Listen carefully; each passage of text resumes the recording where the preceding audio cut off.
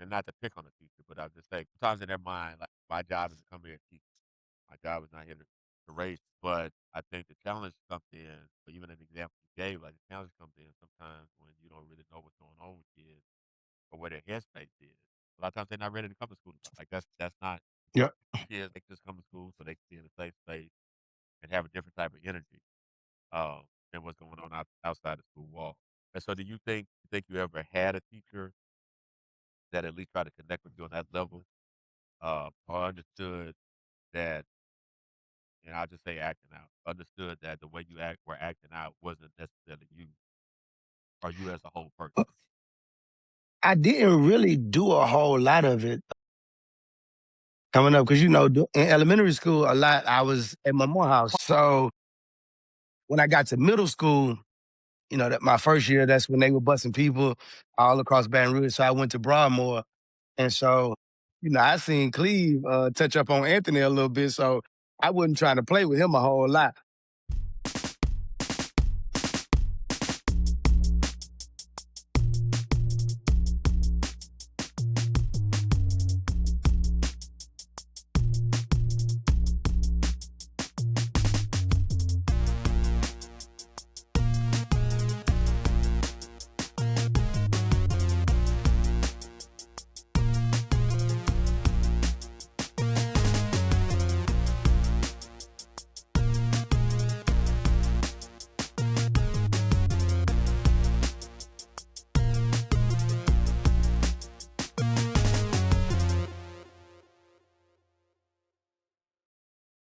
Welcome to another episode of the BRSTEM Podcast.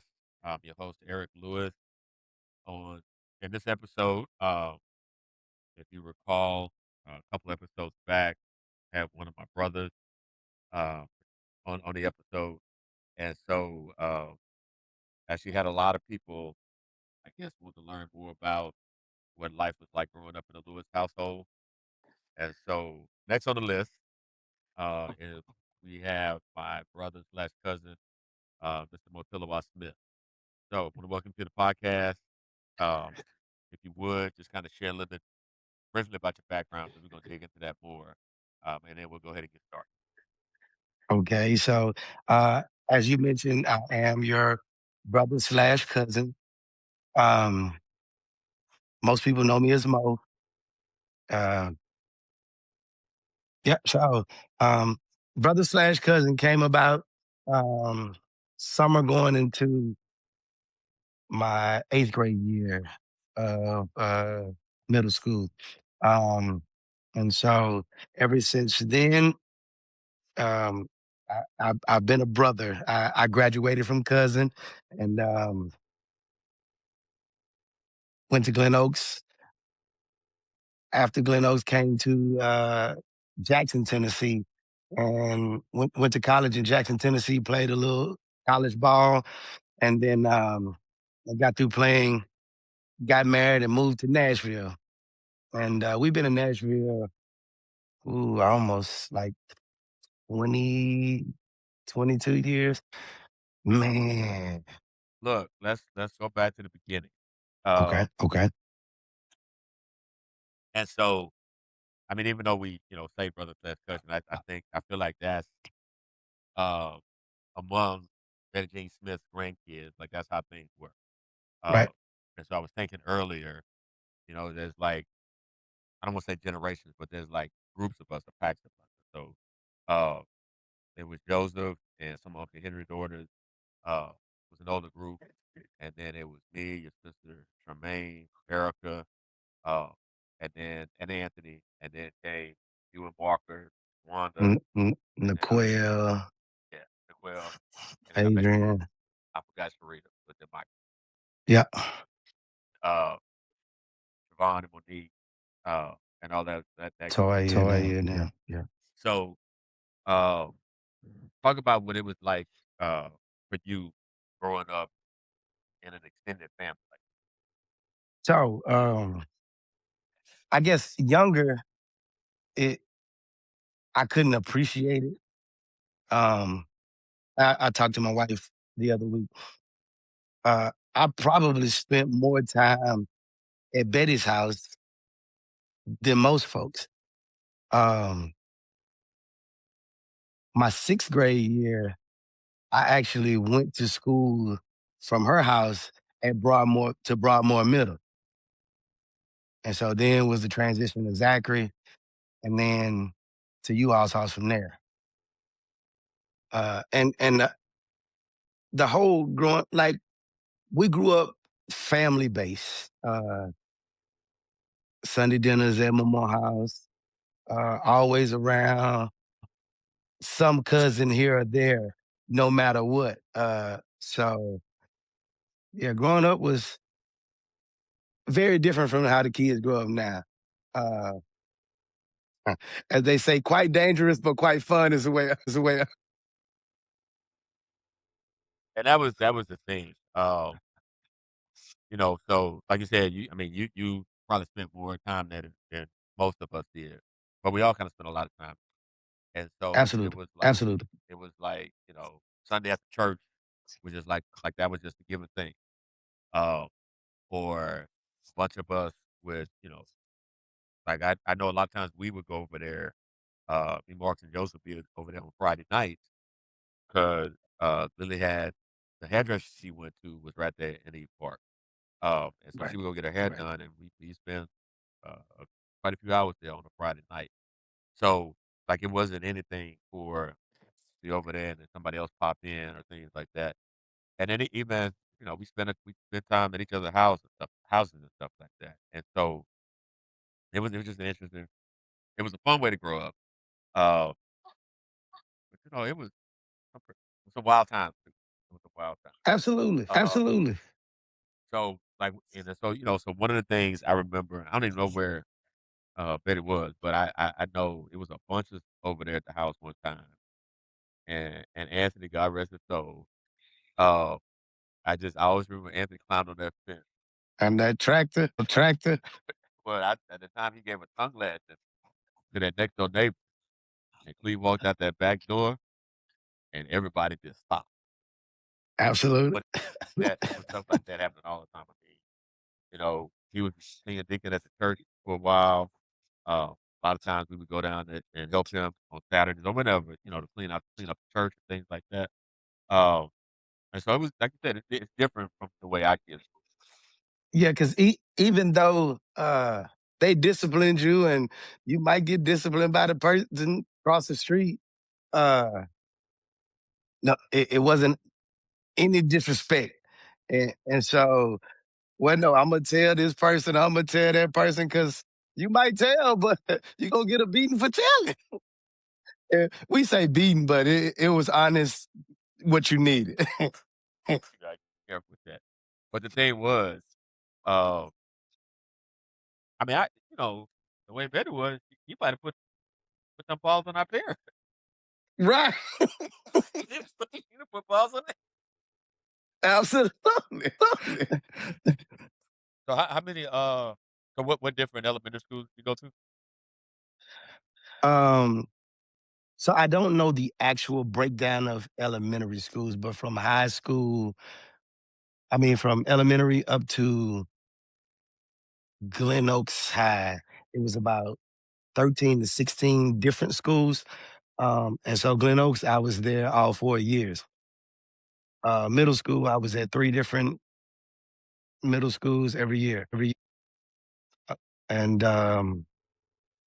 my 4th grade year, I went to 2 schools in California as well as a school in Baton Rouge. But you know what? I'm lying. I do think I remember it. How you ended up in California? I do think I So remember. my oldest sister decided to take a vacation. And so my mom decided she was going to go to California and live.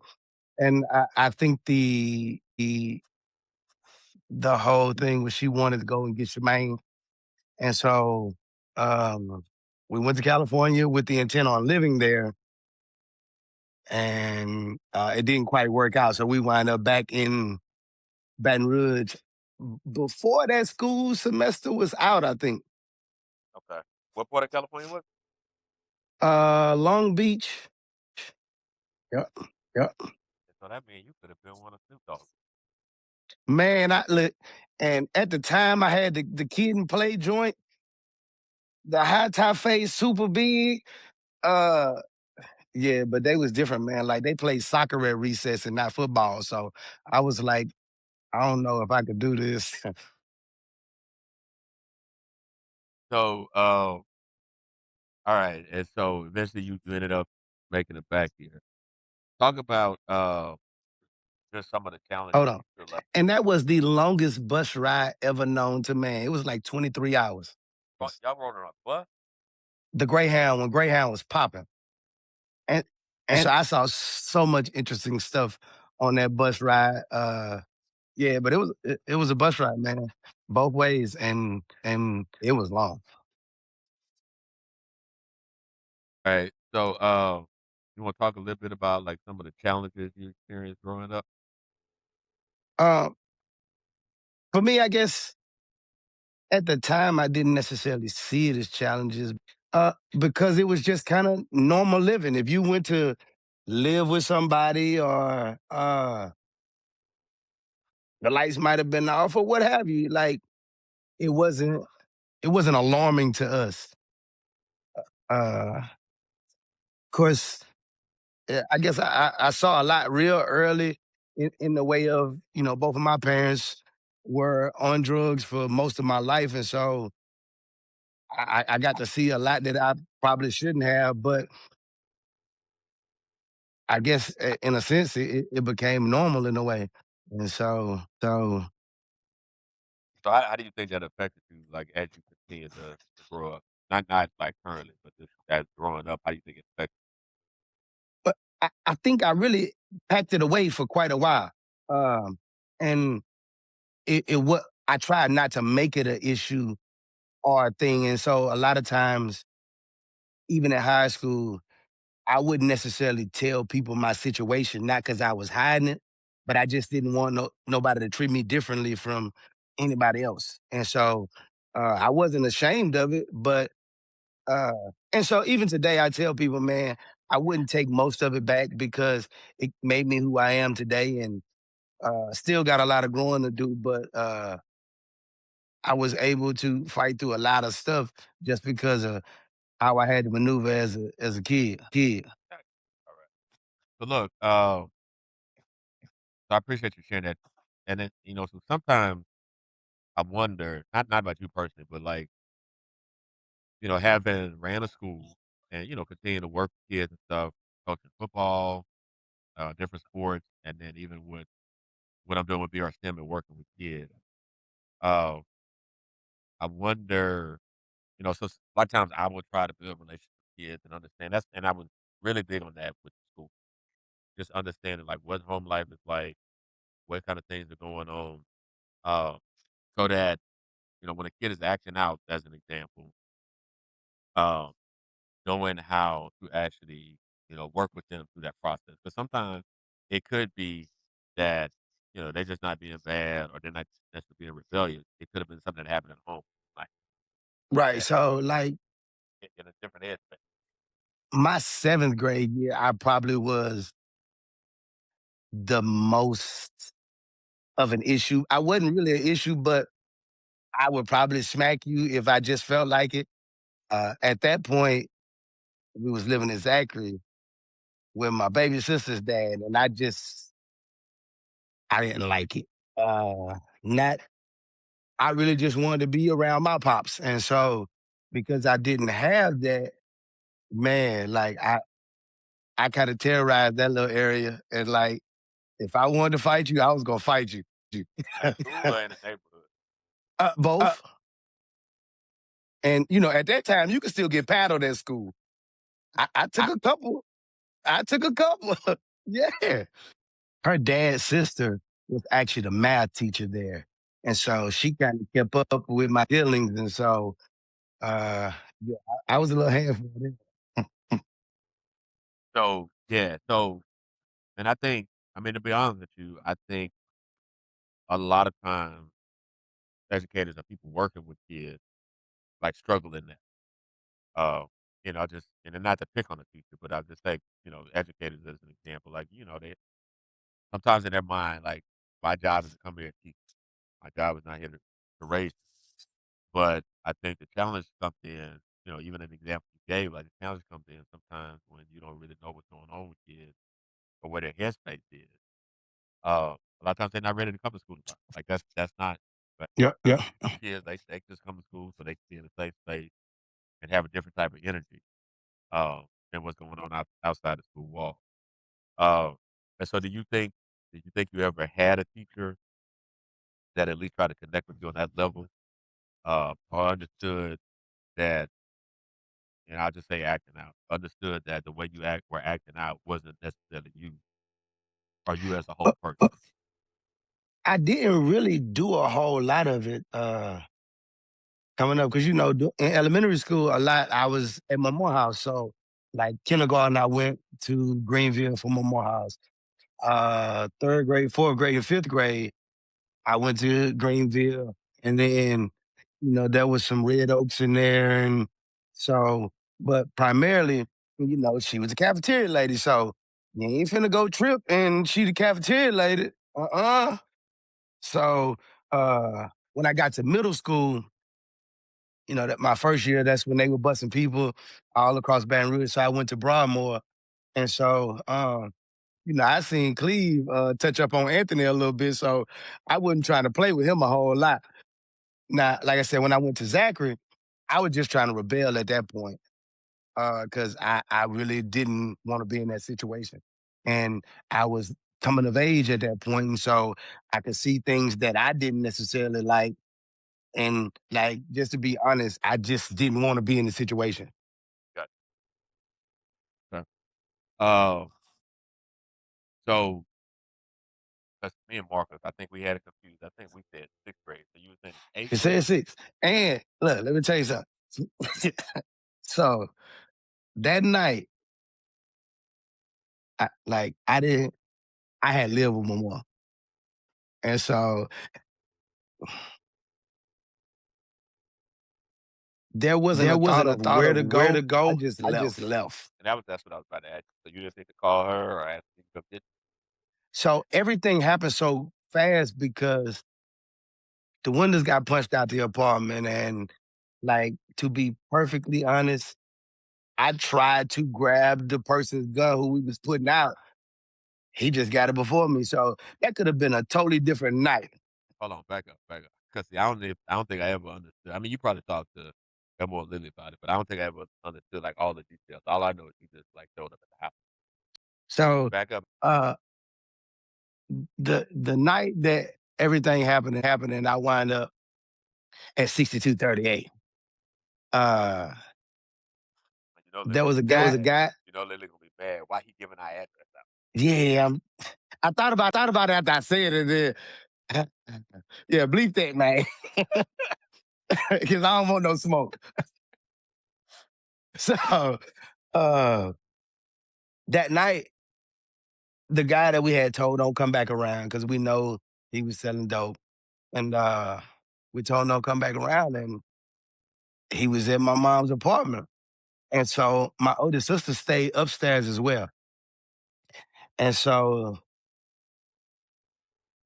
we just took it upon ourselves to make sure that he left that evening. And so, Shemaine could get a little extra, and we got a little extra. And so all of the windows got punched out of the apartment because we wanted him to leave. And so they opened the door because they was trying to calm us all down. And right by the door was a pistol. And yeah, it could have got bad that evening, man. But that was a God thing because, yeah. So after that happened, we all went upstairs and Shemaine just told me to leave. And so I valued her opinion on everything. And so I just struck out running, man. When I got to the end of the street, you go left, you going towards Betty. You go right, you going towards y'all. And look, I just ran, man. And so it wasn't a thought of where to go. Where to go? I didn't know that there was security anywhere. Like I told you, man, look, open the door. You like, who you with? I'm by myself. And so even I guess it was a couple days to a week after we had went to the police department to see if a missing person report was filed, and uh, none of that had occurred. So I was like, all right, well, maybe they'll let me stay, maybe they won't. And so I explained to my baby sister one time, not long ago, that out of all the siblings, they dropped my stuff off and left, G. And you know, I try to think of it as maybe they felt like I'm in good hands and I'm gonna be okay. But she just didn't realize out of all of the siblings, I got dropped off, and even though their situation might not have been a good situation, they ain't drop them off and leave. So, but look, man, I'm forever thankful because I made a statement that Mimi and Papa makes me normal. And a few folks took exception to that, and I really care less. But that's the truth, man. Like I got to see stuff that I might not have never seen, and I was in some situations that, yeah. So So no, man, like, and I don't think we have talked about this. So I'm gonna go ahead and share this. Cause I mean, you said it. You know, your parents they were dealing with a lot of stuff, and I remember y'all was living in Mayfair, and trying to remember. So I was I don't know if we walked there, but I know me and Joseph were there. So I know it was me, Joseph, and Charmaine. And we were just out, just walking the neighborhood and stuff. And dude just started talking crazy. And I would about that life. I wouldn't put my hands on nobody. Uh, I mean, I had a couple fights here and there, but I'm not the one like going looking for fights. right, right, And I think one of them dudes said something out of way to Charmaine and stuff. Those wanted to pop off and get crazy with him. And I was like, y'all just go back in the house. And see, and then so the thing was like, I want to, if I'm not mistaken, within a month of that, stuff went down at your house. Uh, and so, it, yeah, it, it happened quickly a few times. So yeah, so stuff went down, and I think you know, because I agree with you. Maybe your folks felt like what this gonna be the best thing for him. Uh, and I think the other thing is that, and so I want to give props to our grandmother. Like she wasn't gonna let nobody fall by the way. right, She wasn't right. gonna let nobody fall by the way. All of them grandkids like had a home and lived in the house if they wanted. Uh, and I remember this time like once I had moved to Dallas and stuff. Um, Mom was going through some rough things, and I called her. I was like, "Look, you can come stay with us for a little bit." And I mean, I was young and married and stuff, but like, Absolutely. I think the thing was like, and I know you did that for your niece, like that's something that we taught, that we got to take care of our family, so we're not gonna like turn our backs on nobody. So, I think you're right in that like your folks probably understood that as long as you're in a safe place and you're good, then they. So talk about your high school years, because that's when like the whole comedy show on St. Pius just started. Talk about your high school years doing Marcus over at the So I always wanted a little brother. Well, I got some older brothers, so I was a younger brother. And so, man, honestly, I tried to stay as little as possible because I knew, like, y'all the kids, and so I'm trying not to be in the way too much. And uh, and with me and Marcus being a year apart in school, I knew them was his friends for real. And so I ain't want to do too much or even be too much. But Glen Oaks was fun, man. And Glen Oaks and Marcus was fun. I know we gave you a whole bunch of mess driving the Subaru. Yeah, we're gonna talk about that Subaru. But like it was, I had never really been anywhere for 4 or 5 years straight. So that started to develop that structure when I needed it. And so that's how I think about the whole situation now. Like it was meant for me to be there. I needed it because if I went to Betty House, like I was gonna be able to kind of move how I wanted to move. And that wasn't gonna be good for a 13, 14-year-old. It just wasn't gonna work out. So uh that was needed. And with the Glen Oaks years, man, I found a huge sense of family. Nah, I ain't gonna lie, Glen Oaks made me hot on the back end because they kind of did. But it's another story. But the high school years was good, man.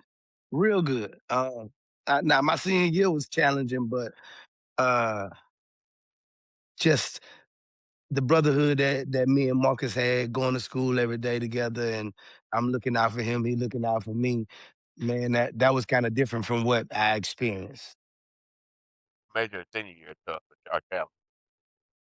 Senior year was challenging because I had a bad year in football. And my junior year, I was pretty hot. I had about 900 yards rushing with a big backfield.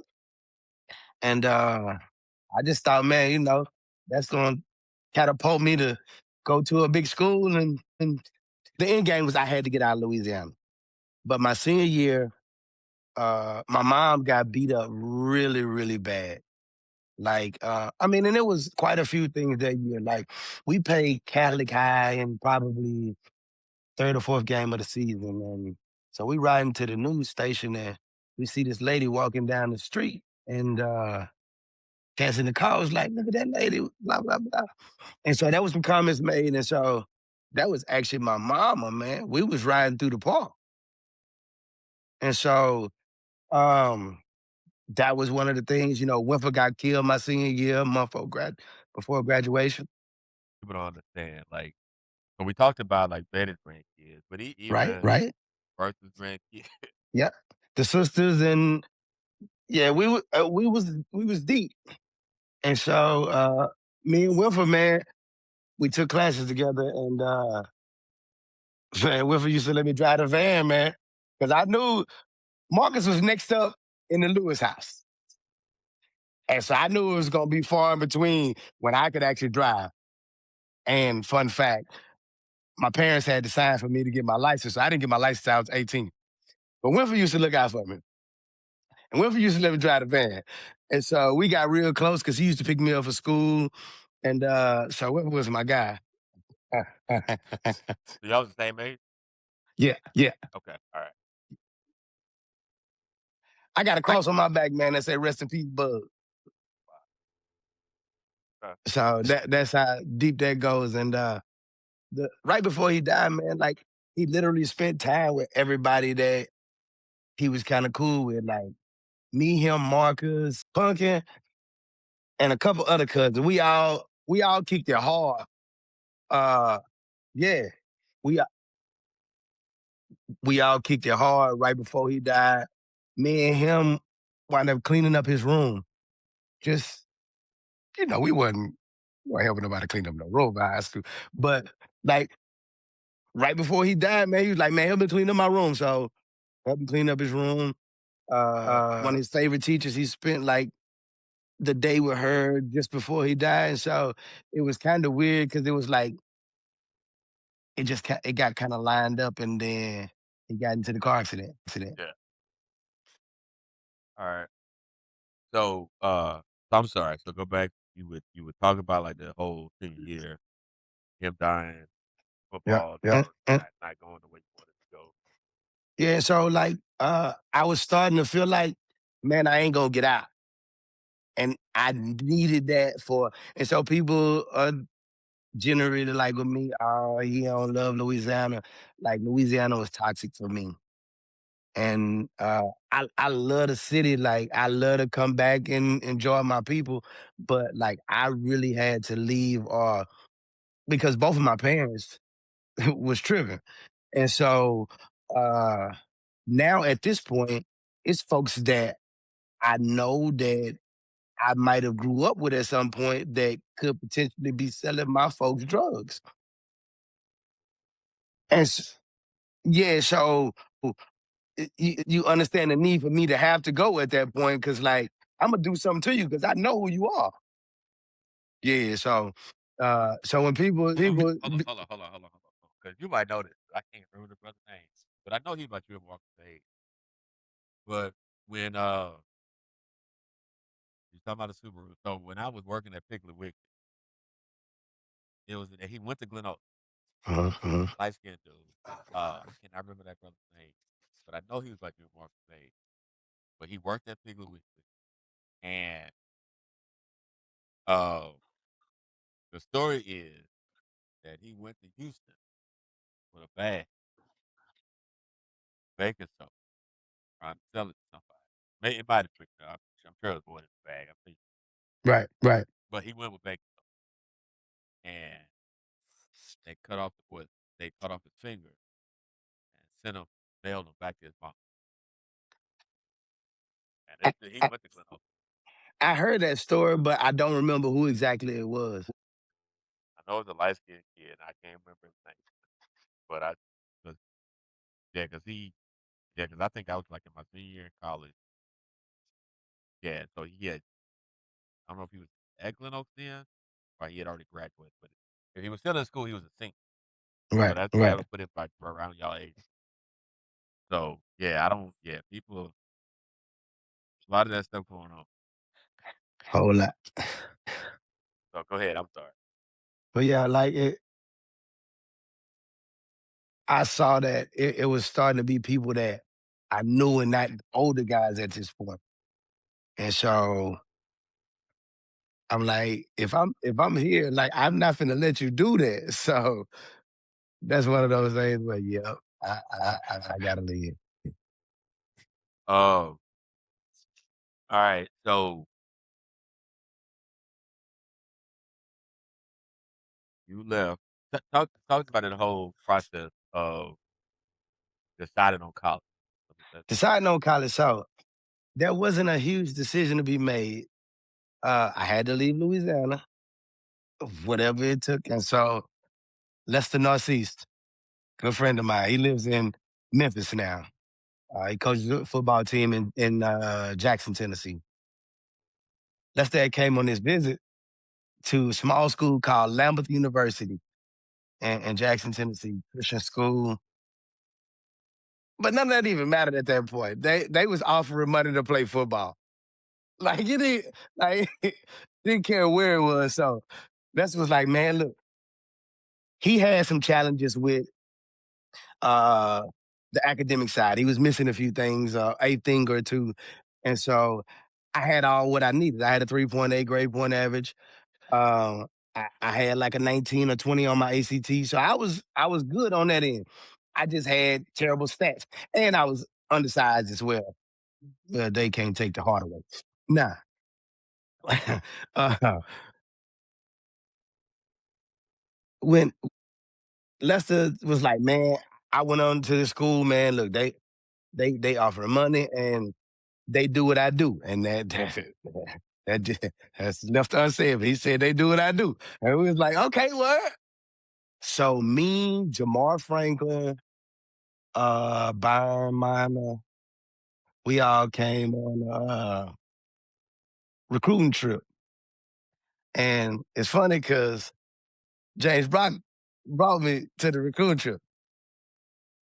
And look, man, it's funny thing ever. My dad in high school, I didn't know he stayed about a mile or two from where y'all stayed. Had no idea until my senior year. But fella seen me on the news one week. And he called me and said, "You gonna get your old man out the poorhouse." And I was very angry at that point. Yeah, no, bruh, like, it was a trip to go. Like, I ain't heard from Buddy in a minute, and this what but yeah, love my folks, man. But, and so, yeah, we wind up going on a recruiting trip, and it really rained the whole trip. And you know how recruiting trips go, man. They doing a whole lot, being extra. And I was like, man, I don't care what y'all do. Y'all play football. And they actually had just won a conference championship, like two or three, and it was a Division II school. And so I was like, man, I don't care. Y'all gonna pay me to play ball? I'm going.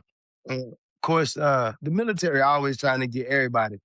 And so he was like, man, you could play of. I'm like, dude, the only way I go to the military is nobody offers me football money. And they offered me some money. So man, we hitched up the tent and we came to Jackson, Tennessee. And I never forget, we got to Jackson and they had the post that in the ground that had the street name on it. And Elmore Lewis said, boy, we done brought you to Mayberry. I said, I yep, said, "Yep, but I'm here. but I'm here." So hold on, because at that point, okay, so at that point I was in Dallas, so I wouldn't participate in nothing. What Lily Right. right. What Lily said. She didn't really have it. You know how she do? She just sit there and be like, oh, uh-huh. And, and so look, to be perfectly honest, I didn't know I really didn't know how much money they was gonna give me for real. They told me they were gonna let me play football and I can go to school. So I was like, can y'all drop me off? So I wound up having to take out a loan. Oh, no, because that's where I was going. Because if they'd have got into it, they'd have dug into it, and they found out you have no money for school, what they was gonna say? So the option was take out a loan or go back to Baton Rouge. And so he had, fun fact, I had that $13,000 that they give you for being in state every year and being in the top of your class. So I was like number 12 in my class. And so, he was like, man, why don't you just go to Southern? I love Southern, but Southern didn't send me a letter, didn't nothing. And they didn't recruit in state then. And so, not heavily anyway. And so And so I I felt a little slighted because I'm like, they could at least But say, hey, said, bro. "Hey, bro." What Eric was still there for Glen at that point, Yeah. But like all of the running backs and stuff, they was recruiting out of California then and different places like that. So I don't think they thought we could tote the mayor. So uh, I was a little arrogant and I told them, I'm like, man, well, they ain't even try to holler at me. So I'm not going to render my services to them. you sound like Miles. So that's where I was on that. Alright. So what was that, experience at Lambeth like? Lambos was good, man. Now I'll say like I took a lot of aggression that I had at that point, and yeah, I was quite angry, and it was like I was angry, but I'm free. And some of the stuff that Lily told us we couldn't do, when you get out my house, you're gonna be able to do. Man, I was like, here I go. And so I knew from that point I can't go back.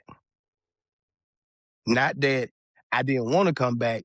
The way I was living at the time, I know it wasn't gonna fly at her crib. So like wasn't no need me to fake myself out like that. We was gonna have a problem. So we played a game in Mississippi College my freshman year. And I actually was getting minutes. I probably played the whole first half of that game.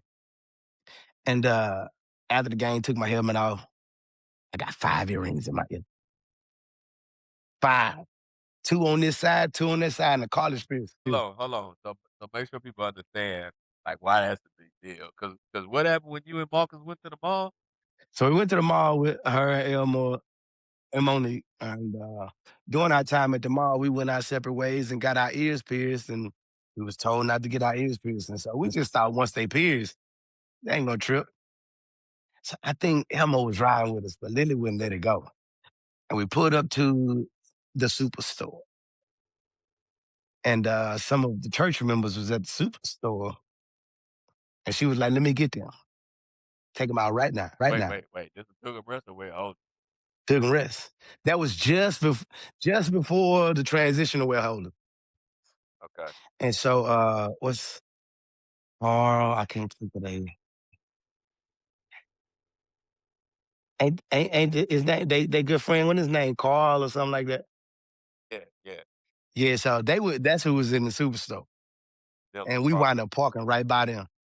And she was like, let me get them earrings. And we was like, no, they won't come off. And she was like, I'm gonna rip them out y'all ear then. And so she made us take them earrings out and can't do that, cuz.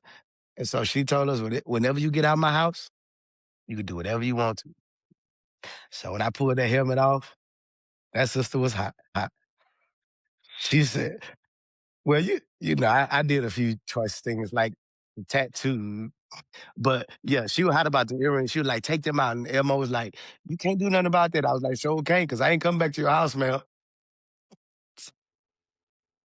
I'm gonna ride with these. And I literally had to run just about every day my freshman year because of earrings. Rings. From the football team? Yep. But that was my rebellious stage. And I was like, I ain't in Lily House, so bro, that's my extra condition. That's where Yeah. you met. Yeah. So Lambert, that's where you met your wife, right? Lambeth is where, well, I was still at Lambeth when I met her. I met her at the park on Sunday, man. And so, fun fact, you probably don't even know. I used to own a couple snakes in college. Know that. Yeah.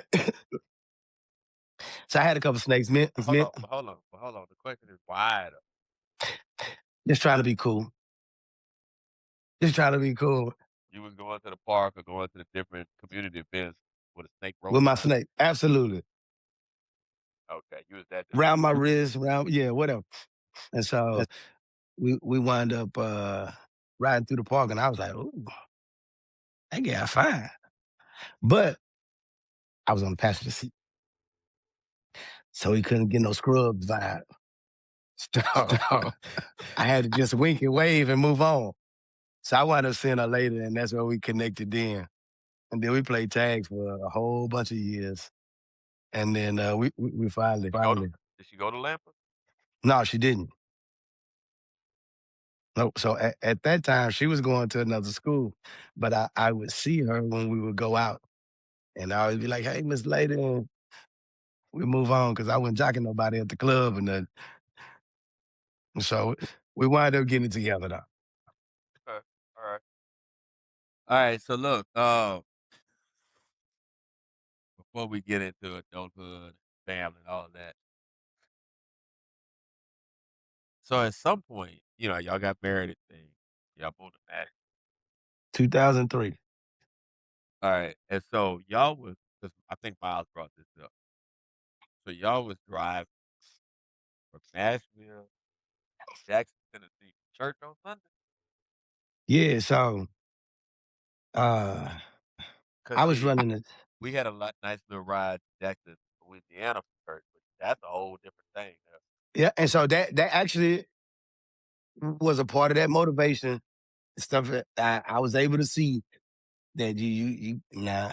Well, it was a good sacrifice, but when we, when we moved to Nashville, I had told the pastor as much as I could get back, and the Lord will let me make this ride. I'm gonna come back and help you because I was doing video and sound room for him, and he really didn't have no dependable people. And so I was like, well, man, I done made some trips for a whole bunch of stuff that I shouldn't have. And so I'm like, man, I can make this run for the Lord. And so we would go every Sunday, man. And I wound up having some major car trouble that kind of slowed us down a little bit. Uh, but I think probably for 4 or 5 years, we went every Sunday, And how long was that drive?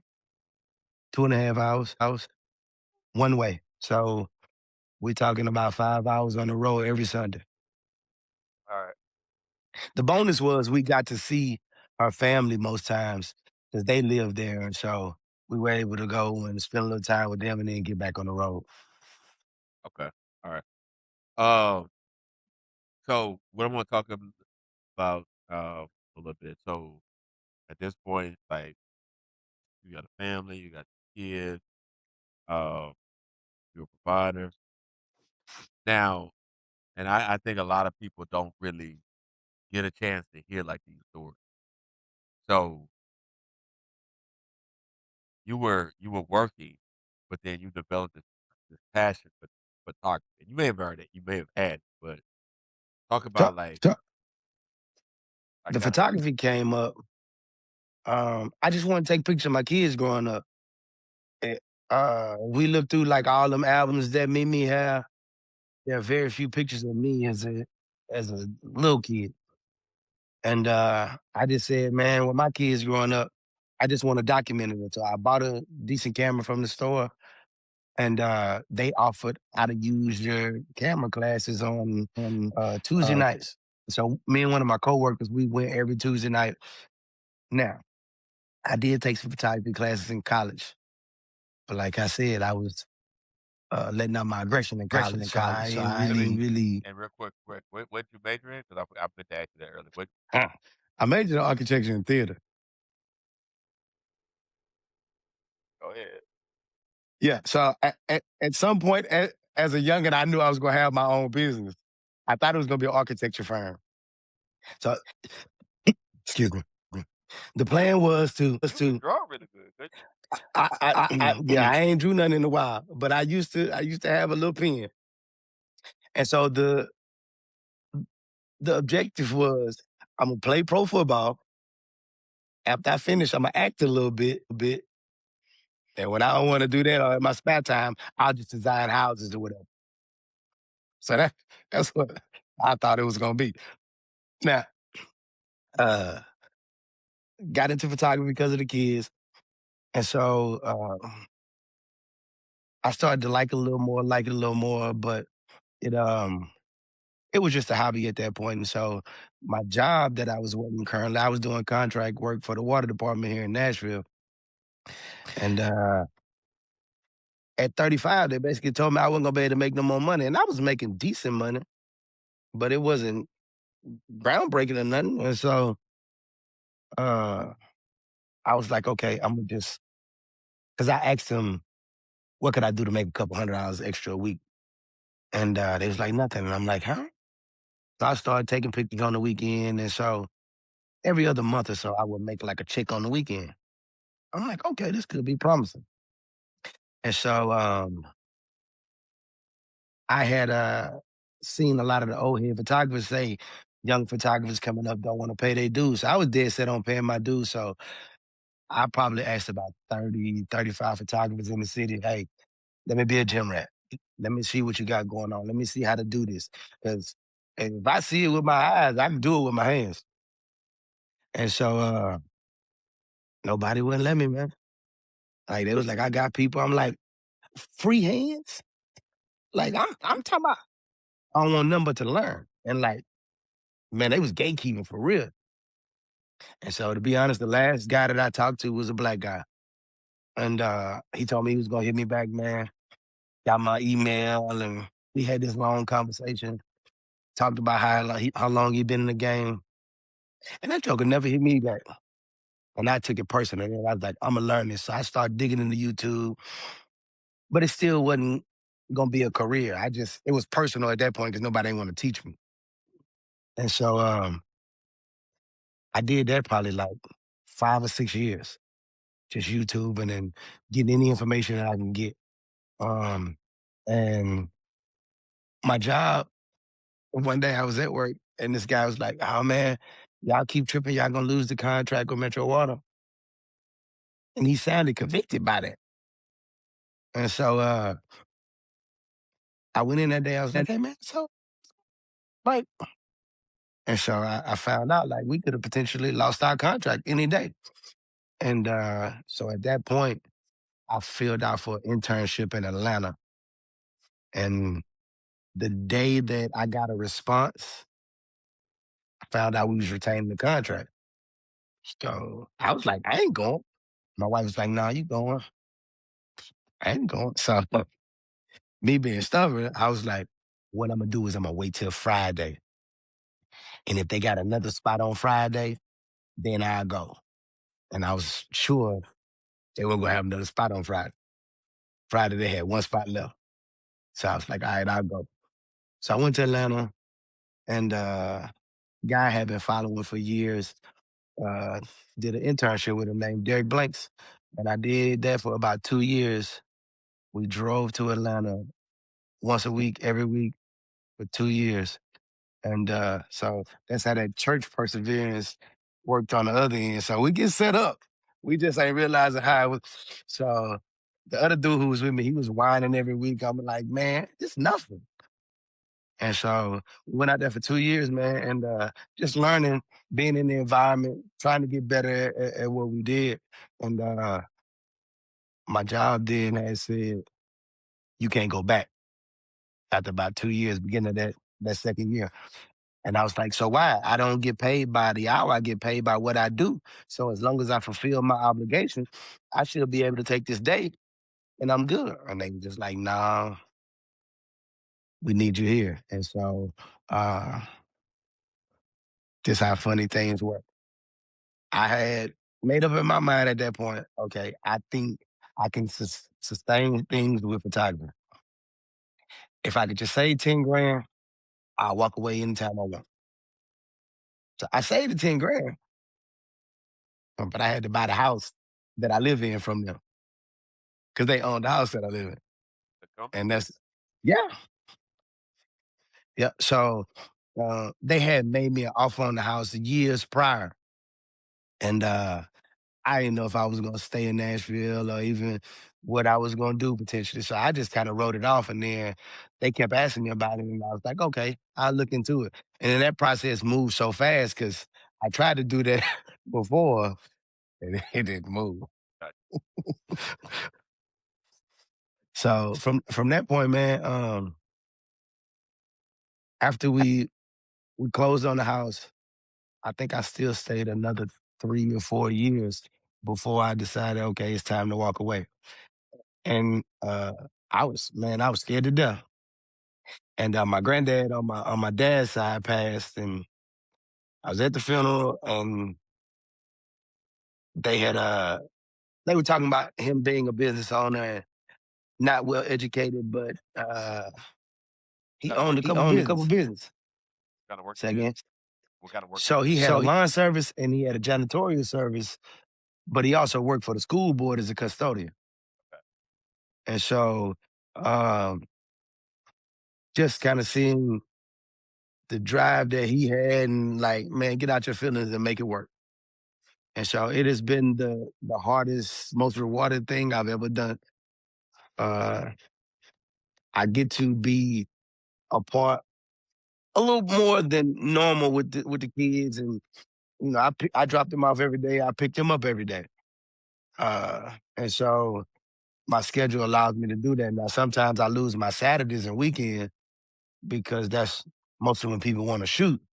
But yeah, I get to do a few more things surrounding school with them than what normally is done with people who work. Tell me about I guess the most interesting person that you've done a shoot with. Um, so I'd have to say the most interesting was a shoot that I, I I did a it was kind of like a competition, and it was 2 seasons with TV Jakes and the Potter's House, and that was just a interesting experience because it was just a huge situation. And I was just an intern, man, and then dude called me with the numbers about going to Texas for a week to shoot at the Potter's House, and I was like, "Oh, okay, just sign me up." So that was probably the most interesting. The most interesting person would probably be Tyrese, just because his personality is huge. Now, these weren't my productions or shoots. I did these with my mentor, All right. and so we did a shoot with Tyrese at his house in Atlanta, and he a character. Did you do something for like a reality show? Yeah, that was a part of the Potter's House stuff. So they did two things. One was the best preacher unknown, and then the other one was a singing competition. Yep, yep. All right. So kind of backing up a little bit. Uh, as I was explaining how we're just really trying to help individuals and organizations that are working with young people understand, and give them some strategies to kind of help young people reach their full potential. Uh, and so, just a couple things I want to try to understand, because we kind of gone through your entire journey. And I know it's not done yet, but we've gone through your journey. And so, what things do you feel like have happened in your life that have helped to push you um, to get to where you're trying, whether it's Just being people, able to people or experience, either way. just being able to see some positive influences uh, at a point where I needed to really see that because I had seen so much, as the kids say, weird stuff. Just to see a household operate and function on what Um, people would say normal. Um, and of course, I seen that with my grandparents, but not with my parents.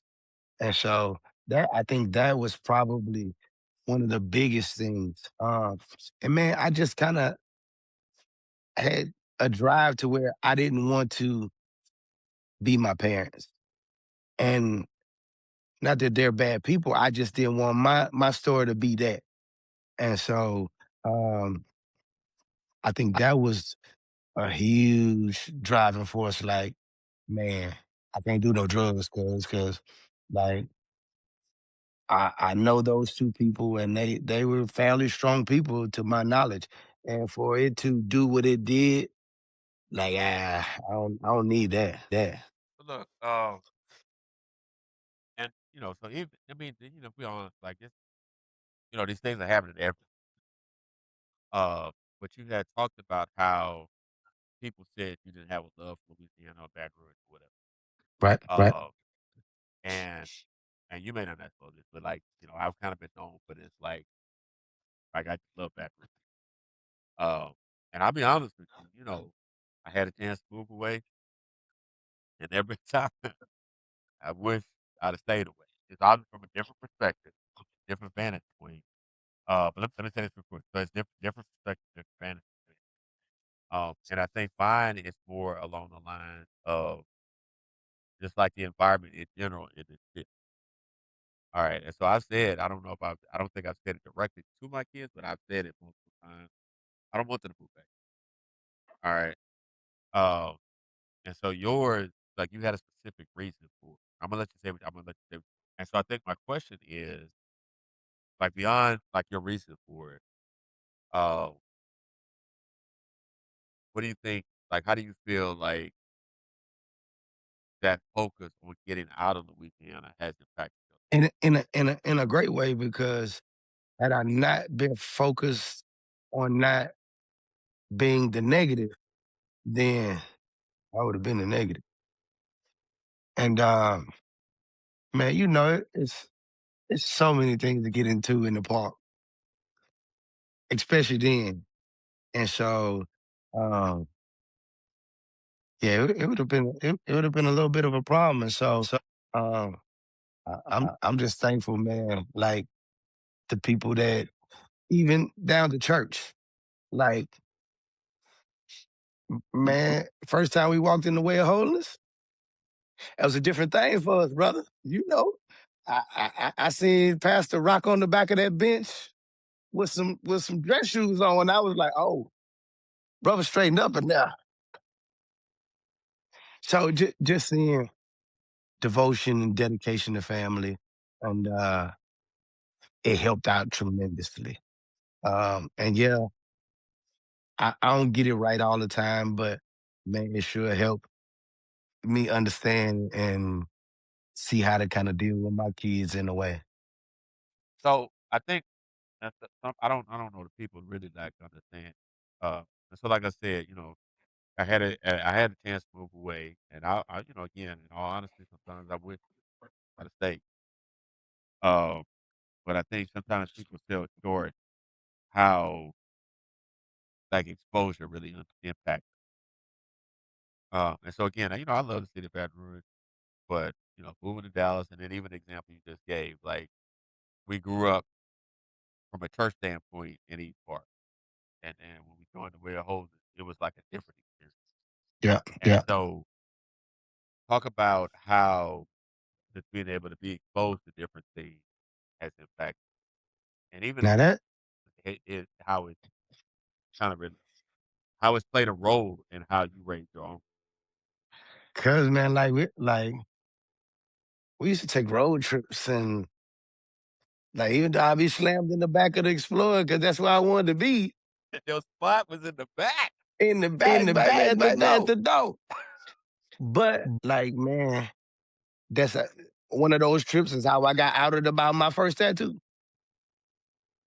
and it was a And it was family a moment family at the moment at the table table. and to eat some breakfast.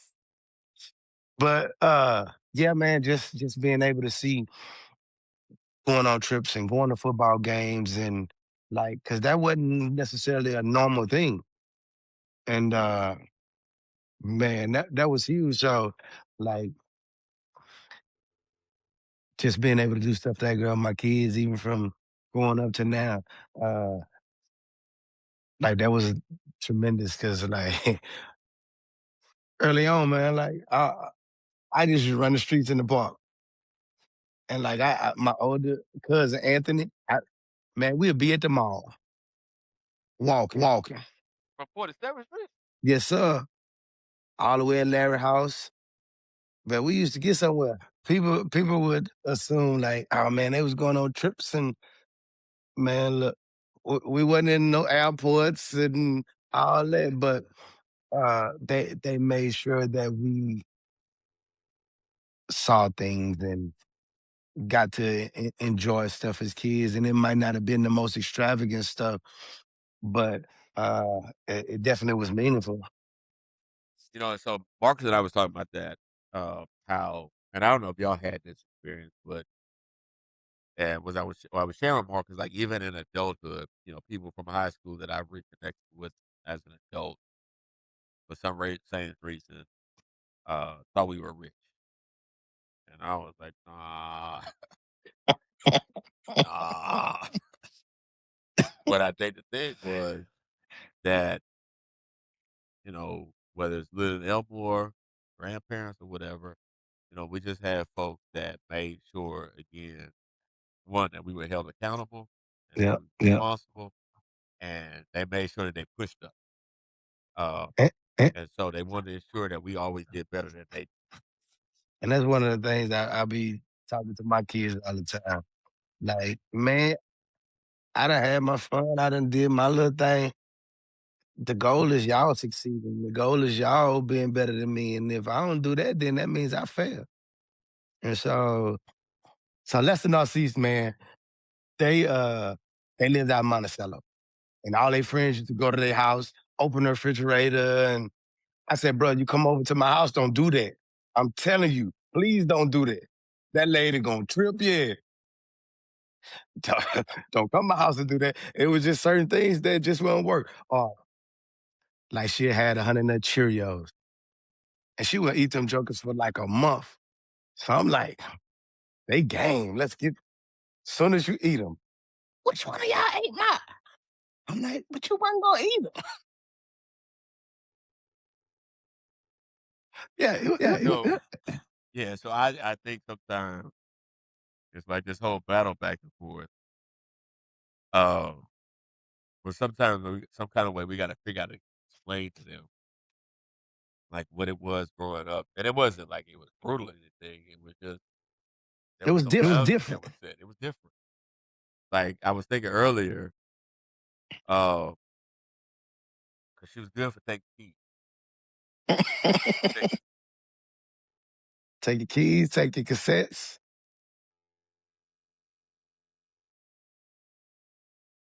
I was told, don't come in my house at the certain time. Right, right. And I used to work at Piggly Wiggly, and sometimes I wouldn't get off till like 12:30. And sometimes when I get off, I might go do something. And so I know one time it was like 1, 2 o'clock in the morning, and you and Marcus just had a thing where y'all was sleep on the floor. Right, right. And I know it had to be close to 2 o'clock. And I don't know if I didn't have my key because I think at one time somebody lost their keys, or I gave one of y'all my key or something like that. I don't remember what happened. I know I couldn't get the house. And she said, "Don't come to my house after a certain time." So I was like, "All right." So I slept in the car, in the driveway, Mm, mm. and it still got fussed at. Why would Got you you do about that? that too. Why would you Why do would that? you do that? Yeah, yeah. Uh, so it was just different. Do you ever thought about like what life would be like if you, even if married, had kids and stuff, and then you moved back to the back? Have you ever thought about what it would be? Yeah. So, and I thought about it before, so that was one of the biggest reasons why I wouldn't buy the house at first. Cause I was like, man, I might move back. Cause like ultimately, man, I love my family. But I also had said, like when I got married, I couldn't move back until some folks grew up. Yeah. And And because like we try to take care of each other. And I know if I would have moved back a little earlier, it probably could have caused an issue within my family. yeah. So yeah, I thought about it plenty of times. And but also too, I told my wife, and I think T Moore told her too. You gotta have thick skin down here, baby. Baton Rouge, Baton another Rouge, beast. And another so beast. And so I used to tell people that all the time, like when I'm shooting and we be doing our introductions and where I'm from, and I'm like, man, it's just different. And like, it ain't what y'all see New Orleans in the French Quarter. Yeah, that's there. But real life living down there, it's tough. So, because you brought up New Orleans, talking to a guy, and so it's always been this thing that relative to New Orleans, Baton Rouge country, and it's a small, mid-sized city, but it's been continuously growing. Um, I don't think it's grown as quickly as it could have, but it has been continuing to grow. Right, right. But what's crazy is that even though it's not growing, as fast as like a Nashville or a Dallas or place Houston or a place like that, we still having a lot of the major issues. And so even today, as an example, two issues related to school shooting. What I'm sorry, not school shooting. A a gun went off or something like that and hit the windshield of a school bus. And then we had another issue with a school, Truma High School, where a kid had a gun in the classroom and the gun went off. Wow, Uh, wow. and so, so it's a lot of different things going on. And so you talked about part of the reason why you had to get out. And so what do you say to young people or people working with young people? Uh, and they live in situations like this where it's about violence or they're consumed with violence or, you know, things that's not going to get you where you want to go in life. What do you say to people working with young people dealing with them type of situations? Man, they got to figure out a way to change it. Um, Trying to show them more. Um, Cause like I've got some family members that were supposed to come live with me, and my whole thing was not to make you hate the city. I just want to show you something different, and you could decide what you want to do from there.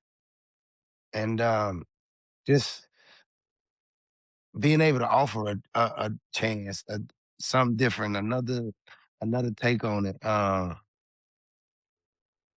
Because again, Baton Rouge is a different beast, and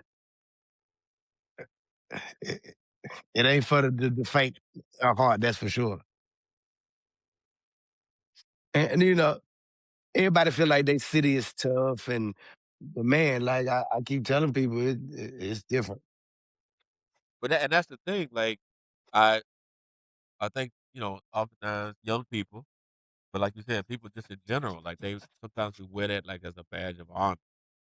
Uh, but then there's so much more to life, so much more that's going on. Because at the end of the day, like we want to be able to feed our family and make money. And so sometimes I think we get caught up in a certain aspect of life, and then we miss so many opportunities with everything that's going on.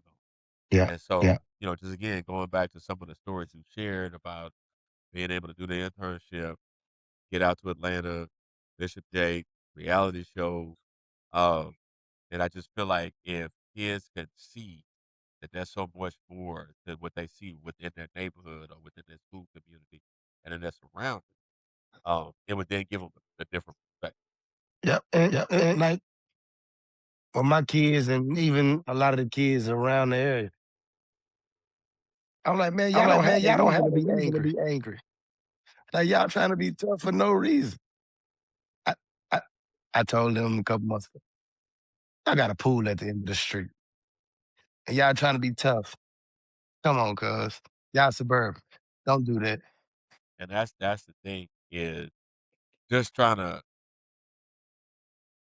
because I think what I want to have happen is for our kids to understand, or at least have some empathy for kids that are really like getting it out the mud, Right, right. legit getting it out the mud. Have some empathy and understanding for that. But then also understand that like we're going through this process and this journey and trying to create a legacy, so you don't have to do that. And so like you can take it to the next level. And if you could take it to the next level, then you could be that advocate or that person that's helping other kids or other families Yeah, kind of yeah. step up their game. Cause man, the toughest thing for me to see is, with social media and everybody monetizing. People say they got the secret, they got the code, but don't nobody want to share it. Like if I can help you be better, I don't have to monetize it every time. Yeah. And so I think a lot of times, especially now, it's about the monetization, not really helping people. So, like, I do a mentoring program, and I just shoot for them. But anytime I get opportunity to talk to the little cats, I try to just spit a little something to them because I know you give them too much, they don't want to talk to you no more. So every now and again, I just be like, "Hey, bro." And so I think that goes a long way because they see you as the cool dude and not as the authority figure that the other guys, because they got some big enforcers that enforce the rules for. And I'm just a little guy that be like, hey, bro, you know you could do this, but you can't be lazy. All right. So one of the things that we'd like to have, or it's actually two things we have you do. So the podcast is called Our Children Need Roots and Wings. And so we always ask our guests um, to share a couple things in line with that theme. So if you could share, I'm sorry, so let me back up. So the root is how we provide children, whether it be our own children or children that we work with, a strong foundation. And in the wing focuses on what our aspirations are for the children that we work with or the children in our lives. And so if you think about like the journey that you've been on, what would you say is the roots or foundation that you would hope that every child would gain? So the roots and foundation that I think every child could gain is just uh, being able to have people that they can see positive influence. Just being able to see those positive influences, um, those talks, because like we got a lot of talks that you might not even wanted to hear, but those talks they went a long way, and that was from Elmore to other security dads to Pastor Nixon, uh, ju- just positive male influences, family influence. Just seeing those things, I think that helps a great deal. Help you be grounded. And then leaning back again on your own journey, uh, from an aspirational standpoint, like what would you like to see again, either your kids or kids that you're mentoring or what? that to be able to get it quicker than I did, because especially with finances and money management, we behind the eight ball on that, and so we're learning a lot of this as adults because, like you said, it was different growing up, and so a lot of stuff like finances weren't openly talked about per se, and so just being able to get into learning, uh, put money in IRAs, savings, um, just trying to be better than what we were. And I know that's cliche, but it it don't take much, but just getting into a pattern and really working at it. Cause me and my partner always say, broke ain't a number, it's a way of life. And so you being broke ain't about you having $5 in the bank. It's about thinking, the way you think, the way you move. And it's a lot of people that be moving broke. So that's why I said I gotta stay in Nashville, Nashville. All right. So two quick things. Yes, yes. What I would like you to do, I've been having to ask, kind of give us a message that I would send to you with that daughter. And so, just share something that you would want Amaya to understand.